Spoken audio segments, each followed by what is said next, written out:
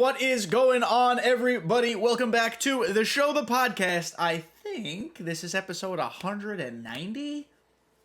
Maybe? I might be off. I want to start off just by thanking you guys for all the support on the last episode. We did a pretty impassioned rant on the state of the game. And to all you people in the comments who said I was complaining, you can go play in traffic. So, we'll just start with that. But secondly, we have an interesting conversation today about Team Affinity Season 1, Chapter 2. It's not Team Affinity 2. I know people are just going to start calling it that. Team Affinity Chapter 1, or Season 1, Chapter 2. See, it's a mouthful. I wasn't sure how I felt about it at first, but I think I've started to come around to it. I'm not 100% in love with all of it, but I didn't hate it. So, we're going to talk about that today. Thank you guys for being here. As always, I appreciate it. Make sure you hit that subscribe button, because this is the place to get all the MLB The Show 24 content you and your grandparents could ever ask for. So, without further ado, let us jump in to the game. Why am I on my lineup screen? I don't know. I didn't really play with my lineup yet after Team Affinity. I made some bench changes, I made some pitching changes, and some bullpen changes, but I have changes to make in the lineup. I'll get there at some point. So, I finished Team Affinity. I'm a Looney Tune. I'm recording this on Sunday at 11:15 a.m. Eastern Time. It came out Friday at 3 p.m. Eastern Time. My fiance was out of town and busy for parts of this weekend, so I just sat here with my dog on the couch and grinded away. I want to talk about the cards that came out, and then I want to talk about the grinding method. Actually, you know what? First, we're going to talk about the grinding method first. So, the grinding method is different than it has been in the past, and they said it was going to be different. They said that every Team Affinity grind is going to be just a little bit different here and there. The first one, a lot of moments, a lot of like the traditional grind that we've become used to getting. This one a little different. There was one moment, an extreme moment, per division. Some harder than others. None impossible, but some definitely harder than others. This one is the only one I did. The Martian has arrived. Just gotta hit a home run on Hall of Fame. Even if you play on veteran difficulty, I promise you this is doable. Try it. All you will have to do is get lucky one time, close your eyes, put the PCI on the ball, and swing. It's worth at least an effort. Give it a shot. They gave us an extreme showdown, which gave us 20,000 TA progress in every division. You do it one time, you get 20,000 across the board. It is not repeatable. Exchanges. They added a big boy exchange. Player exchange 6. 150,000 exchange points. I don't even know what we'd call them. You get 30,000 TA. That's pretty good. And then you have your collection of, if you want to do March to October, have a blast. Single player online missions, multiplayer missions, repeatable team and chapter bosses missions, and then vouchers. So, I found that the grind was best. Well, let me tell you how I did the grind. I'll just start off from scratch that way. I did the Extreme Showdown. It took me a few tries, but I did the Extreme Showdown. It is not the hardest thing in the world. It is certainly harder than your traditional Showdown, but just be patient and take pitches, especially when you get to Rob Dibble on Legend. By the time he gets to 45 or 50 pitches, he's pretty much gassed and he's not throwing strikes anymore, so you can walk, or he leaks pitches over the middle, and that's when you hit them. You have plenty of outs to work with. Take until 2 strikes. You don't have to worry about getting his pitch count up. It'll happen naturally. So I did that. For a few of them, I did some exchanges just to help expedite the process. That's why you can see I really don't have many stubs, because as soon as I've been making stubs, I've been exchanging them just to finish the TA.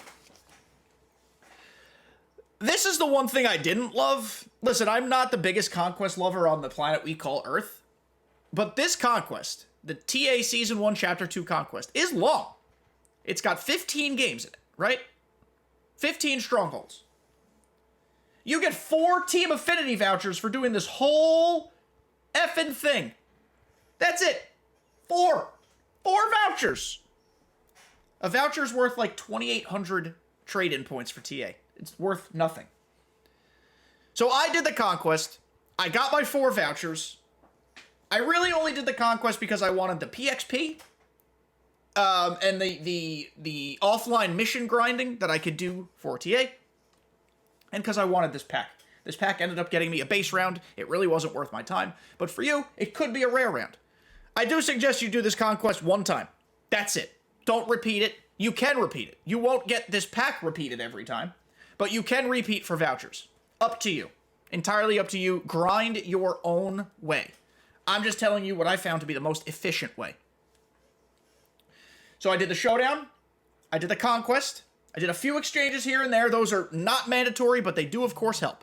The best way, the single best way to finish Team Affinity fast. This is what I did. This is what I've done for the past day and a half, non-stop. Play events. I am 38-6 in this event. It took me 44 event games. Ready? Let's do math. Extreme Showdown, Conquest, a few exchanges, and 44 event games. And I finished Team Affinity. That's all I did. That's it. And for some divisions, I didn't even do exchanges. What you do is you create a lineup. The last TA that I grinded was the AL West. You create a lineup entirely of AL West people. Everybody's from the AL West. The pitchers, they're all from the AL West. The bullpen, they're all from the AL West. And you just grind away. Because the grinding online is actually pretty efficient. You don't have to be the best player on earth. You throw 8 innings with AL West pitchers, you get 8,400 TA points. My head's blocking it. You get 8,400 TA points. That's not bad. You don't even have to win in those 8 innings. You could lose every game. 8,400 TA points. RBIs with AL West players. Oh, it is repeatable, by the way. 8 innings repeatable. 10 RBIs repeatable. Some people are getting that every single game. Others, maybe it takes 2 or 3. 20 total bases, repeatable, 10K. 10 strikeouts, repeatable, 10K. Stolen bases, don't fucking bother with that. Just for getting 5 hits with AL West players, 1 game, just for getting 5 hits, 5,000 TA. You can't repeat that, but just 1 game, 5 hits. 3 homers, some people that's 1 game, some people that's 1 inning, another 5K. 5 hits with Team Affinity bosses, the new ones, the new Chapter 2 bosses, 12,500 TA points, and it's repeatable. And then if you get 5 strikeouts with, like a J.R. Richard, who's a boss, another 12,500, and that's repeatable. Doing it in events, even if you're not a good player. Excuse me, I don't know what happened to my voice there. Hands down, by far, without question, 100% of the time, best way to grind this particular Team Affinity. Every Team Affinity grind is going to be different. They've said that. They proved it this first time. And that's what it is. Before we talk about the cards, let me tell you why I was kind of on the fence. When TA dropped, I was like, oh, there's no offline stuff to do like I'm used to doing. How do I go about this? And that's when I realized that events and online was the move.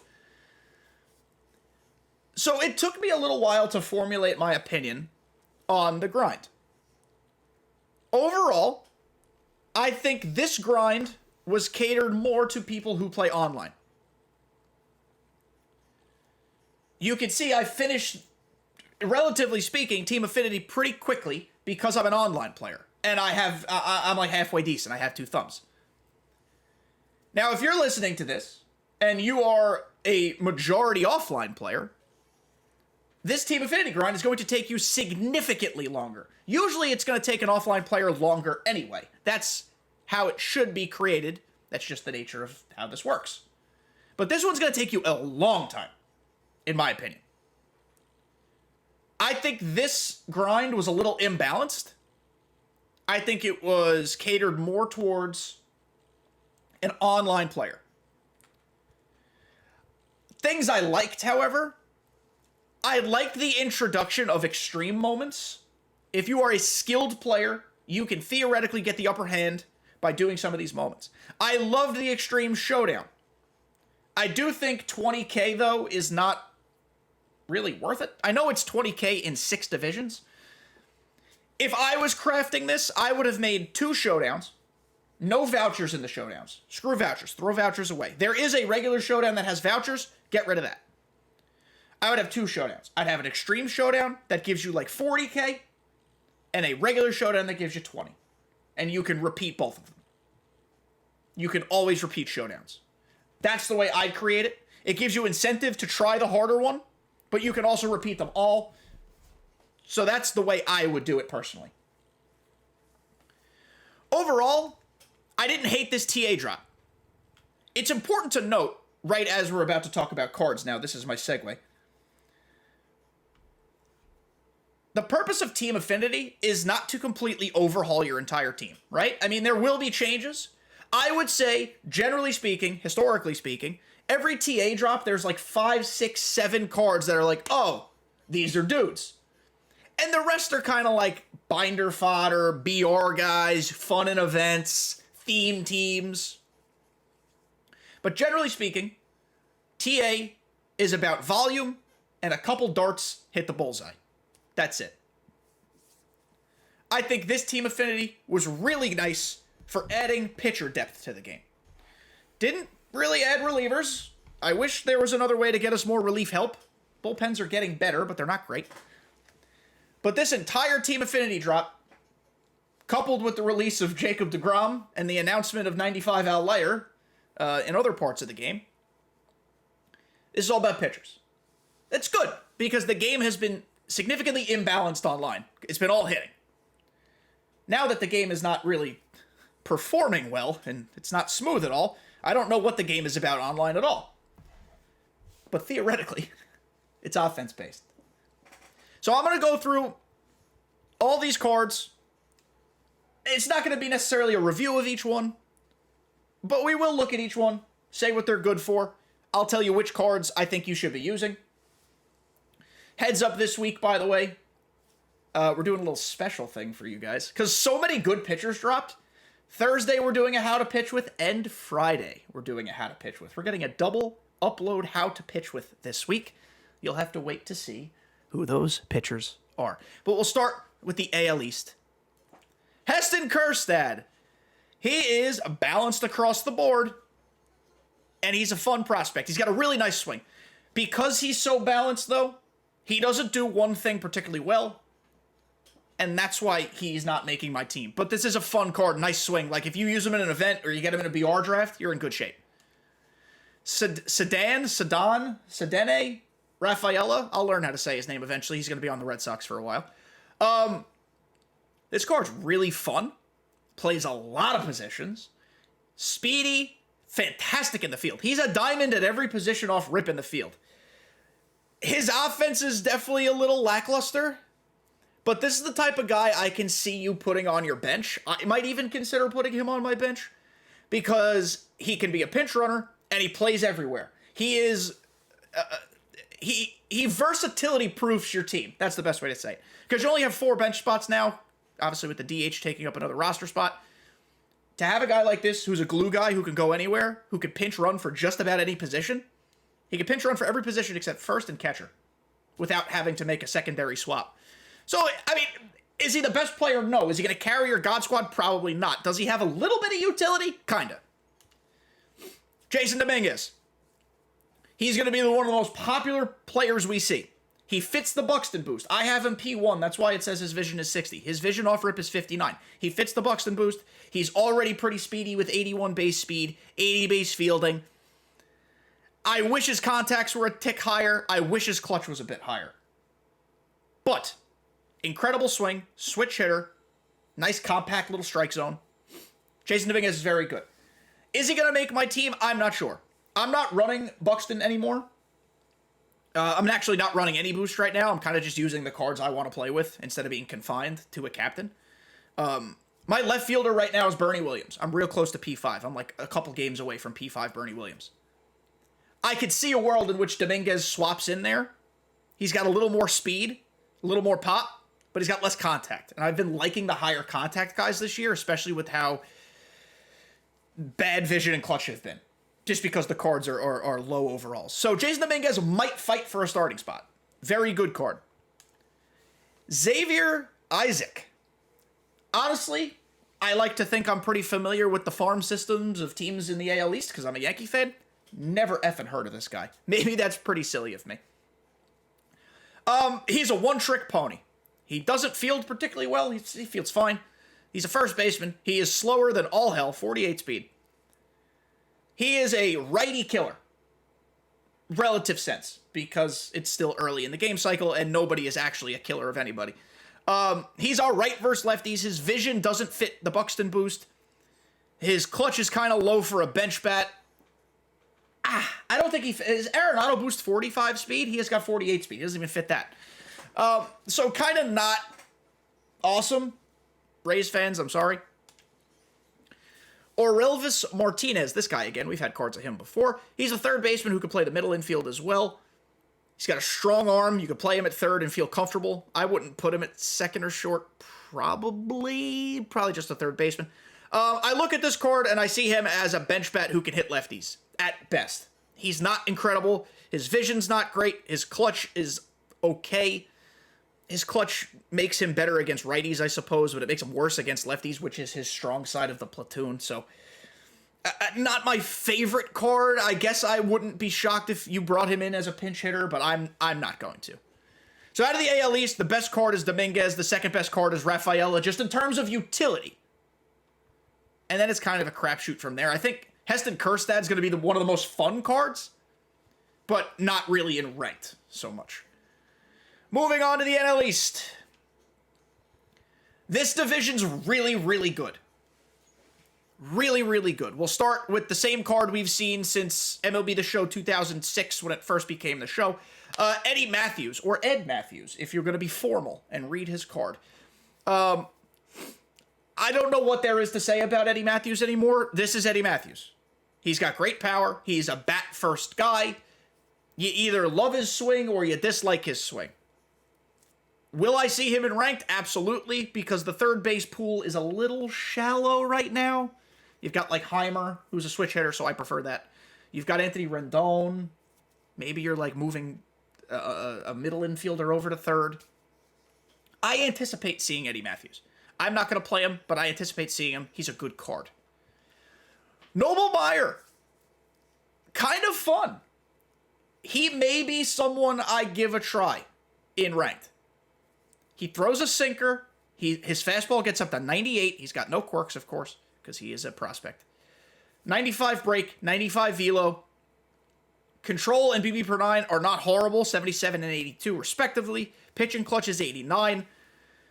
The hit per 9 at 88 is a little low, but I mean, that's kind of where we're at with these low 90s starters.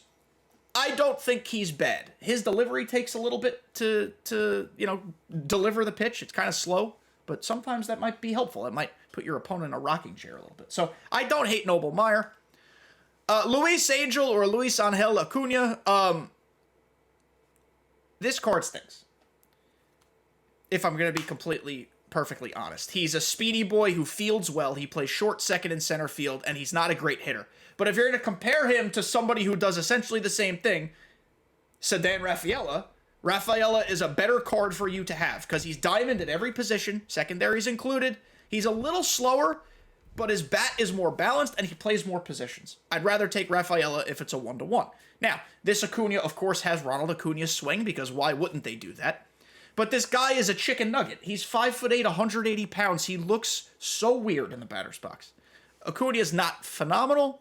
If you're a Mets fan, this is cool. Otherwise, he's not great. Mick Abel. I'm pretty sure Abel's how you say it. I'm going to learn. He is one of the best cards in this drop. He has got a funky delivery from the full windup. From the stretch, it's a little easier to read. But for the full windup, this man is gross. He's 6'5", so he's tall.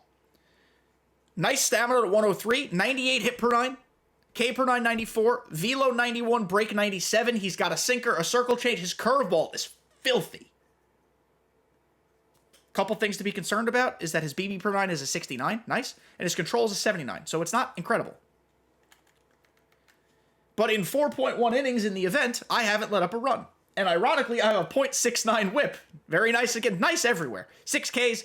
This guy's really, really friggin' good. He will be in ranked. He's in my rotation. This guy's really friggin' good. He's one of the best cards in the drop. Finally, Joey Meneses, first, third, and left. If you play him in left, you are ridiculous. I think you should only be playing him at first and DH, honestly.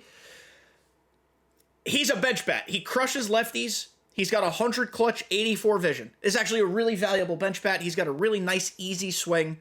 I don't think he currently fits my bench composition, but he is in the running for a spot if I ever change it up.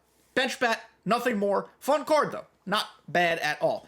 NL East is one of the best divisions top to bottom. Just top to bottom, you've got Mick Abel and Noblemeyer, who are going to be rotation guys for a lot of people. Eddie Matthews is a starting third baseman, and Meneses will be used a little bit. Luis Angel Acuna sucks. To the AL Central. This division is sneaky. I'll say that. Steven Kwan is on my bench. I'm just going to put it out there. His swing is so simple and compact. High vision, 115 clutch. That's so hard to come by in the game right now. His power plays up because his swing is so good. I don't want to face a lefty with him just because lefty's never fun with Steven Kwan. But against a righty, 112 contact, 61 power, and 115 clutch. Man, that's awesome. 99 vision, so his swing is going to be nice and crispy. 95 in the field, which means he's a diamond at every outfield position. 77 speeds, whatever. But he's on my bench. He's on my bench. And he's going to foul the ball off a lot, just like everybody does. Why? Because he has unfazed, which means 2 strikes, he's going to put the bat on the ball. And bad ball hitter. The foul ball demon is here. His name is Steven Kwan. Moving on to Noah Schultz. Noah Schultz, in my opinion, is like the best or second best pitcher dropped in this drop. He's in my rotation. Noah Schultz is 6'9", lefty from the stretch. He throws a sinker, a slider, and a slurve. I wish he didn't have both a slider and a slurve, but it's okay. 4-seamer circle change. He's got no quirks. You're getting by on deception and break with Noah Schultz, and because he's so friggin' tall. He also throws from the extreme first base side of the rubber from the mound, so that creates some added deception. Think he's like a taller Chris Sale. He doesn't have the same delivery, but he comes directly across his body that way.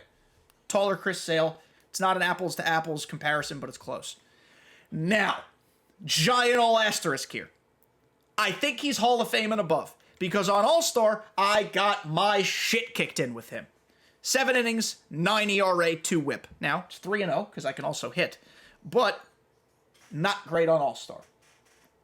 I could have just run into a few goons. It's completely possible. I think he's going to be a Hall of Fame and above type of fella. Justin Verlander, listen, this card is built well. He doesn't have outlier, though, and Justin Verlander needs outlier. Justin Verlander hasn't been good since his Triple Crown card or MVP card or Cy Young card in 21. Whatever milestone card that was. That card was electric. This card is just not as good. Alex Gordon is like... What's the best way to describe Alex Gordon? He has an incredible, phenomenal, amazing swing. And for that alone, maybe that gets him a bench spot for you, because he can play left, center, right, and third, and he's going to be a gold badge everywhere. But he's kind of just like mid across the board. And that doesn't mean I'm saying this card is mid. I think this card's actually a lot of fun. But he doesn't do anything particularly well. He's basically a balanced hitter across all categories. 94 contact versus right's his highest. 102 clutch is really nice. That's going to bring both his contacts up. His vision is okay, but his swing makes up for it. He's nothing like, wow, shocking, but he's a fun, decent card. And then lastly, Emmanuel Rodriguez, a Twins prospect. He fits the Buxton boost. He benefits from the Buxton boost. He's already a gold fielder in his primary of center field. He's already 82 speed, but you put him on the Buxton team, he's cracked. I didn't enjoy his swing. He's 5'10", but he feels tinier. Maybe others will enjoy him. He wasn't my favorite. Doesn't mean this card's bad. It just means it wasn't my favorite. I think overall the best card in this pack is Schultz, followed by Kwan. And then it's, I guess, a toss-up from there. It depends on how you play the game. I would say Verlander is the worst one, though. To the NL Central. This pack is, like, low-key interesting. I don't think anybody is like, wow, holy shit, but it's low-key interesting. We start with Michael Busch. Pretty good swing. kills righties. Doesn't fit Buxton or Arenado. First base primary is kind of bleh because I have Rafael Palmeiro. Plus, there's a better first baseman in this same pack. But he can play second, he can play third, and if you're crazy, you can put him in left. I would not put him in left, though. He's got a really good swing. His swing bangs. If that's enough for you, play him. But I don't think he moves the needle for me. Rob Dibble is instantly going to make bullpens better. I think Dibble, generally speaking, is overrated most of the time. I don't actually think he's that hard to hit. He's only got 3 pitches, and 2 of them move the same direction, and the other one's pinned straight. So you could just sit on stuff. But with the state of bullpens right now, Rob Dibble's good. I've used him in 6 1/3, 10 strikeouts, .63 whip. We let up a run on a little fluky nonsense. He's max pitch clutch, max velo, max break, 118 hit per 9 off rip, 30 stamina, which is actually really good. Who cares if you don't know where the ball's going? It's going to be so fast, hopefully they won't hit it. So Dibble, I think, is the pick out of this pack. So here's the thing with Greg Vaughn. I think he's clearly the worst card in this pack, but he's a Buxton boost guy, and that makes him a freaking killer. His 66 fielding goes up, his 60 speed goes up, his powers, which are already good, go up. His clutch 98 is better than both of his contacts. You gotta like the swing. If you like the swing, he's awesome. If you don't like the swing, he's kind of whatever. Greg Vaughn, for me, doesn't do it. For you, he might. Josh Bell is the better first baseman, referencing the aforementioned, Michael Busch slander. He's a switch hitter, puts the bat on the ball. I would prefer to DH him because he's god-awful in the field, even at first base. If you play him in left or right field, he's going to have 59 fielding, 48 speed, 49 arm strength, and 58 reaction. Don't do that. Don't put him in the outfield, even though he can technically play there. But this Josh Bell's kind of fun. If I didn't have Palmeiro, if I'm somebody who did not complete the American League collection yet, Josh Bell would be my first baseman. Because I have Palmeiro, he's not. But if I have not gotten there yet, Josh Bell is probably my new first baseman. He's a good card. It really is. It's just, I am someone who's gotten a collection done, so that's why I'm not using him. Lastly, Joe Torre. He is a bench bat for me. Why? Because he has catchers of secondary. Having someone with a catcher secondary opens up so much stuff for your bench. I also have Joe Mauer on the bench. I've got catchers galore. Oodles of catchers. But it never hurts to have somebody else who you could slide in there, because pinch running for a catcher and then having a replacement is pretty important late in games sometimes. Joe Torre's got max clutch. He already had high contacts to begin with. 81 power versus right. That's more than I thought he'd get on a 93 overall card. 68 power left is going to play up because his 122 contact is really high and his swing is nice. 85 vision, he fields well. He's at least a silver at every fielding spot. He fits the Nolan Arenado boost too. Makes him even better. This is a fun card. He should be on your team somewhere. You want to start him at third, go ahead. He's going to be on my bench because of his utility. Moving on to the AL West. This division kind of sucks. Like, overall, kind of sucks. J.R. Richard is not good. Just not.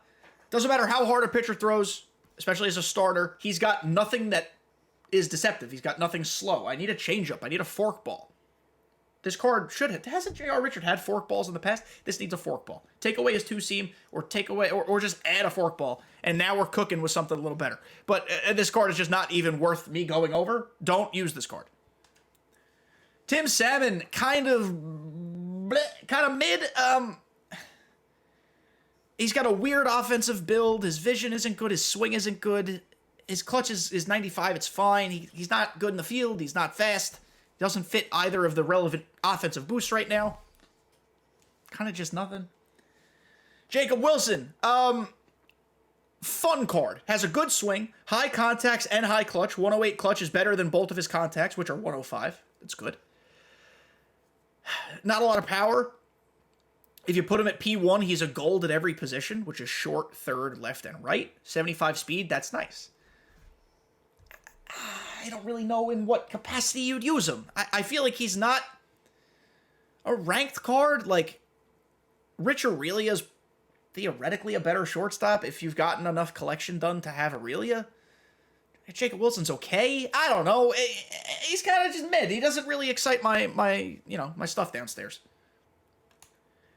Danny friggin' Burgers. Let's talk about Danny Burgers. His best attribute is 125 discipline. And that does nothing. This card had a lot of potential as a bench bat. It might still be a righty killer for you on the bench. But 75 clutch is really low because presumably, or at least hopefully, you're going to be pinch hitting with runners in scoring position. That's why you're doing the pinch hitting to drive somebody in. If we split the difference and made like discipline 100, because it doesn't matter, and clutch 100, now we've got a guy we can use. But because he is kind of shit, he's not even a bench bat in my opinion. I mean, maybe for you, you love Danny Burgers, and I understand. It's not for me. Mitch Garver, excellent catcher. Will be used by people at catcher. He fits the Arenado boost. That makes him even better. I am killing the ball with Mike Piazza right now, which is a sentence I never thought I'd say. So I'm going to leave Piazza there for now. If I start to struggle, Mitch Garver will come in. I think the ranking of catchers right now includes Piazza, Mauer, Garver, and Joe Torre. I don't think I'm missing anybody outside of supercharges. Like right now, Shea Langolier's a supercharge, and he's really good, but obviously not counting supercharges. I kind of think that's where catcher is at right now. They're all in that same conversation. Mitch Garver's great. You either love his swing or you don't like his swing, which is something I've learned by listening to people talk about him. But he's usually one of my go-to BR picks, his Silver, his live series, so it's a fun card. And we're moving on to the last division, the NL West. Also kind of weak, but at least there's one or two guys who stand out. We'll start with the worst card, or maybe the worst card. Drew Jones, he's a phenomenal fielder and he can run real fast. End of analysis. I mean, he fits the Buxton boost, but this card's so washed that I don't even know if that matters. Fun prospect, cool prospect. Diamondbacks have a lot of cool outfield prospects, or at least young outfielders. But Drew Jones ain't it. Chase Dollander, I believe. Zoolander? Chase Zoolander. He might be the best card in the pack. It's either him or the next person we're going to talk about. I'm a big fan of this guy. Smooth delivery. Four-seam explodes out of his hand. Sinker's really got a lot of movement. He's got 95 break on everything, 99 velo. Pitching clutch is pretty good. K-per-nine's really good. The stamina and the hit-per-nine are not phenomenal, but it don't matter. This guy's actually pretty fun. He might find some ranked usage for me, depending on how I do with some of the other guys I've started using. So, Chase Dollander, Zoolander. Mr. Zoolander, he's good. Kenley is up there for the next one, or next best, just because of the lack of relievers. But this Kenley's really disappointing. He doesn't have a changeup, and that makes Kenley a lot better, having that changeup. The fact that he doesn't have a changeup is kind of upsetting. And the sinker has been swapped for a two-seam, and the two-seam is just a worse sinker. He's got everything else you like. High pitching clutch is excellent. 99 break, 95 velo, 95 control, 85 VB per 9. Like, he's 108 hit per 9. Everything looks good if you look at this card, but cover up the pitch mix. If you cover up the pitch mix, you're like, oh, Kenley. But then you look at it and you're like, Will I be shocked if I face him? Absolutely not. Will he make your bullpen better? Honestly, probably. I'm just such a comfort guy when it comes to relievers, and I do not feel comfortable with this version of Kenley, so that's why I'm not using him. Will Myers, super fun, nice swing, and not a ranked card. He's too fast for the Arenado boost. He's got too much vision, barely, for the Buxton boost. I'm not playing him at first. I'm probably not playing him at second, and you're not playing him in either of the three outfield spots that he's eligible to play in. So he's kind of caca. I mean, maybe you play him at second base, I guess, but the fielding is weird there. I don't know. I think he's a fun BR guy, a very fun BR guy. Maybe events too, but that's about it. And then lastly, we got Mr. Chili Davis. What hurts this card for me is that 54 power left. I know a lot of the times I say power plays up, but 54 is talking about like that realm of power that's not going to play up too much. If he had like 65 power left and we took away something, I don't know, some base running aggressiveness or some durability. We're talking about a legit bench guy. He's a switch hitter with max clutch. We don't have a lot of max clutches in this game right now. 87 vision is fine for his swing. He's got a nice swing. 122 contact right, 87 contact left, 88 power right. The card is not bad. He's a primary center fielder, which is such a strange place to play him, so don't do that. Put him in the corner outfielder or DH or use him off the bench. I mean, he's got some utility as a bench guy because of that clutch. I'm not going to use him. I will draft him in BR, though, but he's not on my ranked team. Guys, so that was Team Affinity. There are 6 or 7 really good cards. Maybe more, depending on how you view it, depending on what your team looks like. I don't know if this necessarily bodes well for the rest of the game in terms of, like, a complete shift of content. I did like that they gave us some choice packs in each path. Unfortunately, it was the first 3 that came out. That seems to be the calculus, is that each successive Team Affinity is going to give us the older packs, which means it's going to significantly spike the prices down, which also means, or which also reinforces the notion that if you are on the fence about buying a new card that's coming out in a pack, wait. Just wait. You'll get them so much cheaper later. You can get these base round guys from these packs for $4K. You can get the rare rounds for like 12. Sometimes less, depending on who they are. Just wait. Just exercise patience. This is not a massive win because they're like 3 to 4 weeks behind on giving us these packs. But I can see why it's beneficial, because now I was once worried about, am I ever going to have enough cards to complete the Season 1 collection? Now I'm backfilling. So it's making me feel better. It doesn't 100% fix anything. I'm still not in love with the content structure at all. I want to make that abundantly clear. I don't like it. But my concerns about filling up the collection are less so than they were 3 days ago. It's just stating matter of fact. Again, that doesn't mean it's better. It's just a fact. So let me know what you guys think about Team Affinity Season 1, Chapter 2. Thank you guys for making it to the end. I love you all. This has been the show, the podcast, and I will see you next time.